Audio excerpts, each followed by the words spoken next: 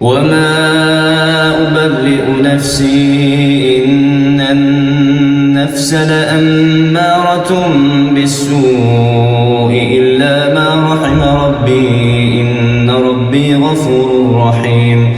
وقال الملك ائتوني به أستخلصه لنفسي فلما كلمه قال إنك اليوم لدينا مكين أمين. قال اجعلني على خزائن الأرض إني حفيظ عليم. وكذلك مكنا ليوسف في الأرض يتبوأ منها حيث يشاء نصيب برحمتنا من نشاء ولا نضيع أجر المحسنين. ولأجر الآخرة خير للذين آمنوا وكانوا يتقون. وجاء إخوة يوسف فدخلوا عليه فعرفهم وهم له منكرون.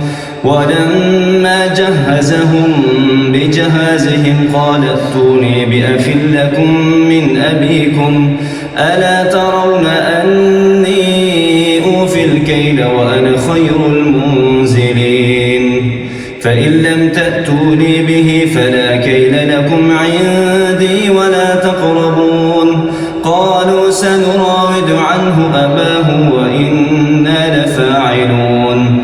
وقال لفتيانه اجعلوا بضاعتهم في رحالهم لعلهم يعرفونها إذا انقلبوا إلى أهلهم لعلهم يرجعون. فلما رجعوا إلى أبيهم قالوا يا أبانا منع منا الكيل فأرسل معنا أخانا نكتل وإنا له لحافظون. قال هل آمنكم عليه إلا كما أمنتكم على أخيه من قبل فالله خير حافظا وهو أرحم الراحمين.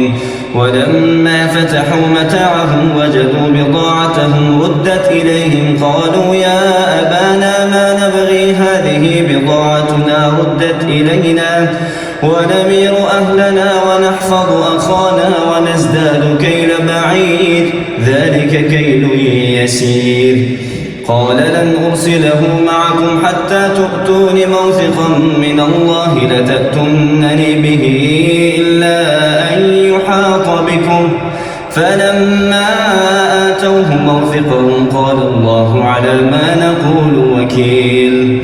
وقال يا بني لا تدخلوا من باب واحد وادخلوا من أبواب متفرقة وما أغني عنكم من الله من شيء إن الحكم إلا لله عليه توكلت وعليه فليتوكل المتوكلون.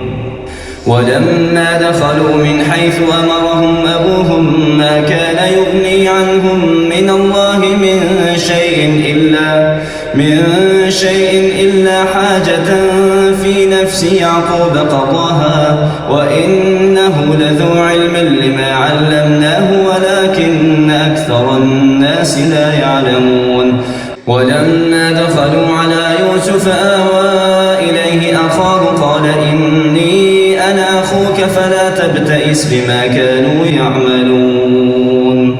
فلما جهزهم بجهازهم جعل السقاية في رحل أخيه ثم أذن مؤذن أيتها العير إنكم لسارقون. قالوا وأقبلوا عليهم ماذا تفقدون. قالوا نفقد صواع الملك ولمن جاء به حمل بعير وأنا به زعيم.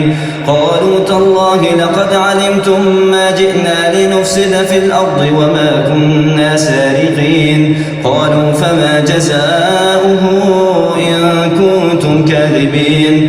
قالوا جزاؤه من وجد في رحله فهو جزاؤه كذلك نجزي الظالمين. فبدأ بأوعيتهم قبل وعاء أخيه ثم استخرجها من وعاء أخيه كذلك كدنا ليوسف ما كان ليأخذ أخاه في دين الملك إلا أن يشاء الله نرفع درجات من نشاء وفوق كل ذي علم عليم. قالوا إن يسرق فقد سرق أخ له من قبل فأسرها يوسف في نفسه ولم يبدها لهم قال أنتم شر مكانا والله أعلم بما تصفون. قالوا يا أيها العزيز إن له أبا شيخا كبيرا فخذ أحدنا مكانه إنا نراك من المحسنين. قال معاذ الله أن نأخذ إلا من وجدنا متاعنا عنده إنا إذا لظالمون. فلما استيئسوا منه خلصوا نجيا قال كبيرهم ألم تعلموا أن أباكم قد أخذ عليكم